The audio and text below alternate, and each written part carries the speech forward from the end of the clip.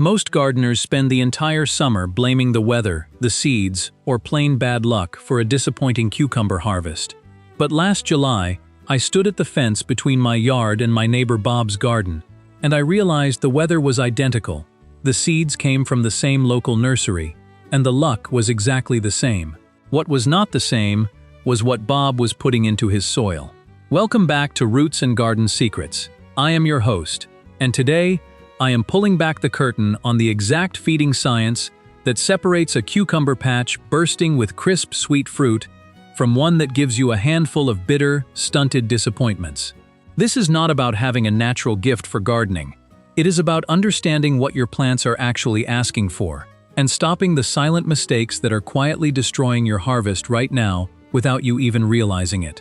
By the time this video is over, you will have a complete, science-backed feeding plan that can realistically double or even triple your cucumber yield using simple ingredients most of you already have sitting in your kitchen or backyard. Everything you thought you knew about feeding cucumbers is about to be challenged. If this is your first time here at Roots and Garden Secrets, hit that subscribe button and give this video a thumbs up.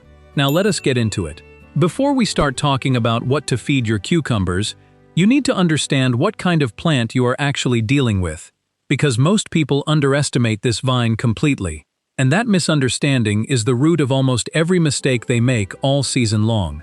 Cucumbers have been cultivated for thousands of years. Originally from the warm, humid regions of India, the wild versions were small, tough, and intensely bitter. Generations of farmers worked patiently to develop the crisp, juicy varieties we enjoy today. But here is something those ancient farmers understood that modern gardeners tend to forget. Field cucumbers are what experts call heavy feeders. During the peak of summer, a single vine can push out several inches of new growth in a single day, pulling nutrients out of your soil at a shocking pace. Old-time farmers managed this through aged compost and careful crop rotation. Today we have far more options, but also far more ways to accidentally wreck the delicate chemistry of our soil. The single biggest trap that catches almost every gardener at some point is what I call the nitrogen myth. Nitrogen is essential. It drives those deep green leaves and vigorous vine growth. But if you pour heavy nitrogen fertilizer onto your cucumber plants week after week, you will grow a spectacular jungle of massive leaves and get almost no cucumbers at all. Think of it like a bodybuilder who trains his arms every single day but never once does a leg workout. Impressive from certain angles, but completely unbalanced where it counts. Here is your practical guide. During the early vegetative stage, a balanced fertilizer with an NPK ratio of 10-10-10 works well. But the moment those first tiny yellow flower buds begin to form, you must make a critical switch. Drop the nitrogen and move to a formula like 5-10-10 or even 3-4-6, pushing phosphorus and potassium to the front. If you ignore that transition and keep feeding heavy nitrogen, the plant will begin dropping its own flowers, choosing to grow more leaves instead of producing fruit. Put down that high nitrogen lawn fertilizer right now. Now let us talk about a mistake that trips up even experienced gardeners, and that is fresh animal manure. People assume that because manure is completely natural, it must be automatically safe. That assumption ruins harvests every single year. Fresh manure from chickens, cows, or horses is chemically hot, loaded with ammonia and uncomposted urea that will literally burn the delicate roots of your cucumber plants. If you want to use manure, and it is genuinely excellent when handled correctly, it must be fully aged and composted for a minimum of 6 to 12 months. When it is ready, it should look and smell like rich, dark forest soil, not anything that came from a barn. If it still carries any unpleasant odor at all, it is simply not ready. Be patient. Your plants will thank you for it. Now that we have covered the most dangerous mistakes, let us talk about the nutrients your cucumbers are truly craving. Because getting these right is where the real transformation happens in your garden. The first one that most people overlook completely is phosphorus. While nitrogen handles the green growth above ground, phosphorus works as the master architect of everything happening below the surface. It builds the root system and triggers flower production. Here is why that matters so much. Cucumbers are more than 90% water. If the roots are shallow and weak, the plant simply cannot pull enough moisture from the soil to build large, juicy fruit. Small roots equal small cucumbers, every single time. Imagine looking at your soil through an X-ray. A plant starved of phosphorus has thin, brittle little roots, barely scratching the surface. A plant fed proper phosphorus has a deep, dense web of roots reaching far down into the earth. One of the best organic sources of phosphorus is bone meal. Just work a generous handful into the planting hole before you put your seedling in the ground. By the time the plant is ready to flower, that slow-release phosphorus will be perfectly available right where the roots need it most. Next up is potassium, and this one is the quality control manager of your entire harvest. Potassium regulates how the plant moves water through its cells and is directly responsible for building the firm, strong cell walls that give cucumbers their satisfying crunch. If your cucumbers are coming out soft, oddly shaped, or rotting on the vine before they are fully ripe, potassium deficiency is almost always the reason. Picture snapping a cucumber in half. A low potassium cucumber bends slowly like a piece of warm rubber. A properly fed cucumber snaps cleanly with that loud, crisp crack that tells you it is perfect.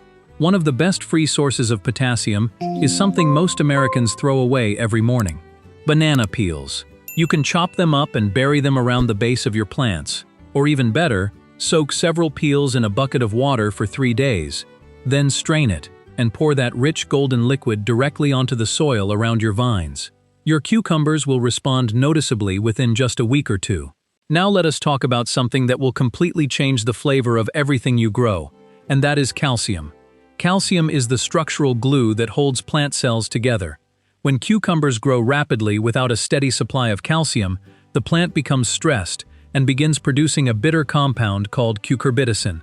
This compound concentrates right beneath the skin and near the stem end of the fruit, and it is the reason you have ever bitten into a homegrown cucumber and immediately wished you had not.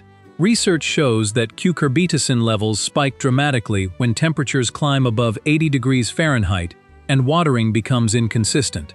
The solution is straightforward but requires commitment. Water deeply 2 to 3 times per week rather than giving your plants a light sprinkle every single day. Deep, infrequent watering encourages roots to grow downward, making the plant far more resilient during heat waves. For calcium supplementation, crushed eggshells can work beautifully.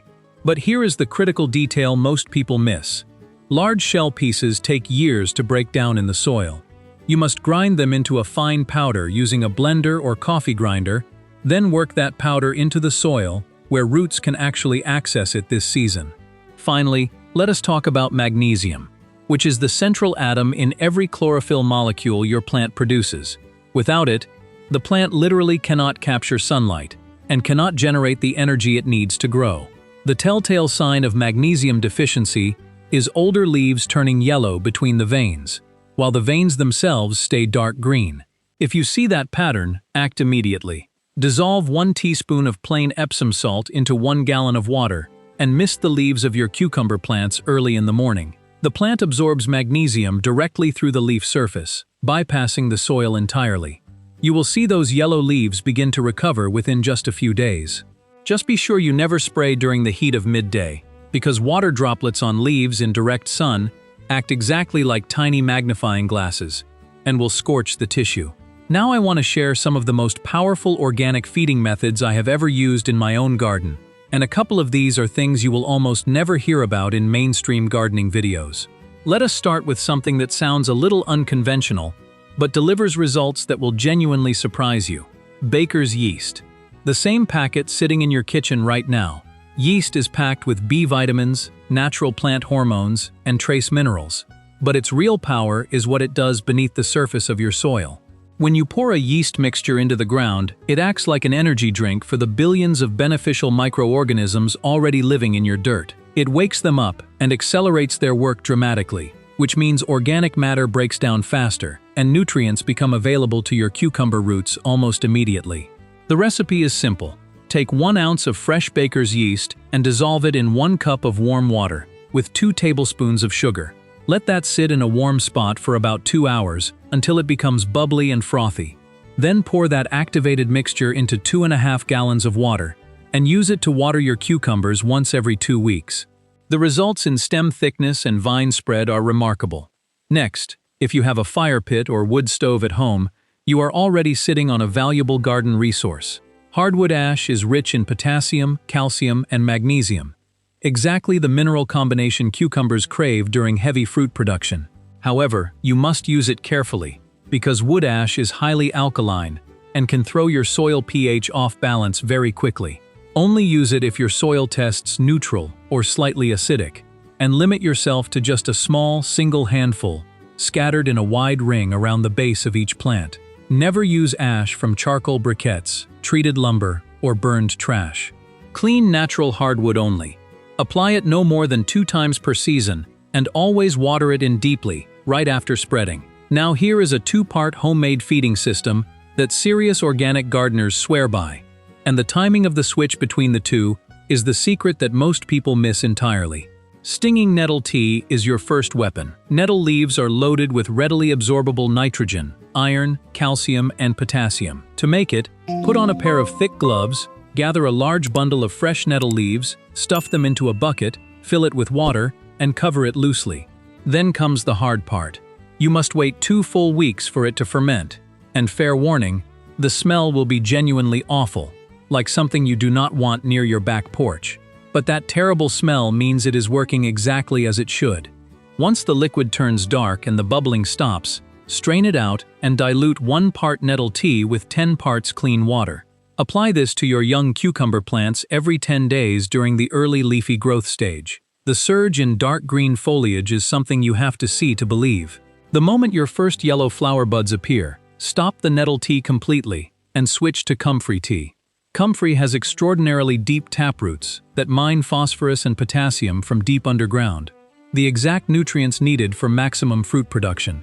You brew it the same way as nettle tea. The transition is simple. Nettle tea for the leaf stage. Comfrey tea, the instant flowers appear. That one strategic switch, timed correctly, separates a good harvest from an exceptional one. But I want to share 2 more tools that most gardening videos never mention, and these come straight from what professional American growers actually use. The first is worm castings, what serious gardeners call black gold. Researchers at Cornell University discovered that adding worm castings to cucumber soil reduced infection rates from a destructive root disease called Pythium to nearly 0. Beyond disease protection, the natural phenolic compounds in worm castings actively repel aphids, spider mites, and other sap-sucking insects. The key is proportion. Keep worm castings to no more than 20% of your total soil mix, roughly 1 part castings to every 4 parts of garden soil. More than that does not improve results. The second tool is one almost no gardening video talks about, and that is mycorrhizal fungi. These microscopic fungi form a vast thread-like network around your cucumber roots, multiplying the effective surface area of the root system many times over. They also release organic compounds that unlock phosphorus, iron, and other nutrients that are chemically bound in your soil and completely unavailable to roots on their own. You can find mycorrhizal inoculant powder at most garden centers across the country. Simply dust it directly into the planting hole when you set in your seedlings. One important warning though, do not pair mycorrhizal fungi with high phosphorus chemical fertilizers. Heavy synthetic phosphorus shuts down fungal colonization almost immediately, eliminating the benefit entirely. Before I walk you through the master feeding schedule that ties all of this together, I want to address a few more details that can make or break everything you have worked so hard to build this season. Let us start with coffee grounds, because this is one of the most repeated pieces of gardening advice on the internet, and most of it is wrong. Used coffee grounds are organic, yes, but piled thickly around your cucumber stems, they compact into a dense, water-resistant crust that blocks oxygen and moisture from reaching the roots. Even worse, that wet layer against the stem invites fungal disease right at ground level. The correct approach is to mix coffee grounds into your compost bin first and let earthworms and bacteria break them down. Once fully integrated into finished compost, they become a genuine asset. Next, 2 small details that have an enormous impact on how well your fertilizers actually work. First, water temperature. Cucumbers originated in warm climates, and their roots are sensitive to sudden cold. Pouring ice-cold hose water around your plants on a hot summer day causes thermal shock, temporarily shutting down nutrient absorption entirely. Fill your watering cans in the morning and leave them in the sun all day. By late afternoon, the water will be pleasantly warm, and your plants will feed far more efficiently. Second, timing. The best moment to apply any liquid fertilizer is early morning. just as the sun is rising. The soil is cool, the plant is hydrated, and it is ready to absorb everything you give it. Never fertilize during blazing midday heat. One more layer of protection is a thick 3-inch layer of organic straw mulch around the base of each plant. Mulch locks in moisture, prevents nutrients from washing away in heavy rain, and creates a cool microclimate that draws earthworms upward, adding their castings to your soil for free all season long. Now here is something most fertilizer guides never mention, and it delivers one of the highest returns in your cucumber garden with almost zero extra effort. Strategic companion planting. Cucumbers have separate male and female flowers on the same vine and depend entirely on bees to move pollen between them. No pollination means no fruit, no matter how perfectly you have fed the soil. Marigolds planted around your cucumber beds repel cucumber beetles, suppress root-damaging nematodes, and attract beneficial predatory insects. Garlic adds antifungal and antibacterial protection, while its scent drives off aphids and beetles. Bush beans and cowpeas fix atmospheric nitrogen directly into the surrounding soil, quietly reducing your feeding workload. And flowers like nasturtium and borage are among the most powerful pollinator magnets you can grow. Research shows that these flowering companions can increase fruit set by up to 30% simply by bringing more bees into consistent contact with your female flowers. Now let me give you a quick system for reading your plants like a professional. If the entire leaf, including the veins, turns pale yellow, your plant is hungry for nitrogen. If older leaves yellow between the veins while the veins stay green, that is magnesium deficiency. If leaf edges turn brown and crispy and curl downward, suspect potassium shortage or salt buildup from over-fertilization. And if your youngest leaves are the ones showing symptoms while older foliage looks fine, do not reach for more fertilizer. That pattern almost always points to a pH problem causing nutrient lockout, and adding more fertilizer will only make it worse. If you have over-fertilized, act fast. Flood the area slowly and continuously for a full hour to push excess mineral salts below the root zone. Then hold off all feeding for at least 3 weeks. So let us bring this all together. The gardeners who consistently produce the most impressive harvests are not working harder than everyone else. They understand 3 foundational truths. Match your NPK ratios to what the plant actually needs at each growth stage. Feed the living soil itself, the mycorrhizal fungi, the worms, the microbial communities, because a thriving soil ecosystem does more for your plants than any bag of fertilizer ever could. And learn to read what your leaves are telling you every single day, because your plants are always communicating, and the gardeners who listen are the ones who win. The greatest garden you will ever grow is not the result of luck or perfect weather. It is the result of knowledge built patiently, season after season, one lesson at a time. Now I want to hear from you. Drop a comment and tell me the strangest thing you have ever tried feeding your garden. If you found value in today's video, give it a thumbs up and share it with a fellow gardener who deserves a better harvest this summer. And if you are not yet subscribed to Roots and Garden Secrets, now is the perfect time. Thank you for being here today, and I will see you in the next one.